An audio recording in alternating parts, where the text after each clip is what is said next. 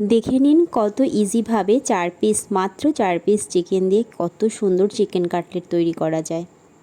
এখানে আমি 4 piece chicken নিয়েছি, 2টো কাঁচা লঙ্কা নিয়েছি, 2টো পেঁয়াজ নিয়েছি, একটা গোটা রসুনকে গুটিয়ে নিয়েছি, 2 পিস রুটি নিয়েছি, আর নিয়েছি একটা ডিম, আর নিয়েছি 2 চামচ ভিনিগার, 2 চামচ সাদা তেল, 1 চামচ জিরের গুঁড়ো, 1 চামচ ধনের গুঁড়ো, 1 চামচ কাশ্মীরি রেড চিলি পাউডার, স্বাদ মতো নুন দিয়ে আমি মিক্সিতে পেস্ট করে নিচ্ছি।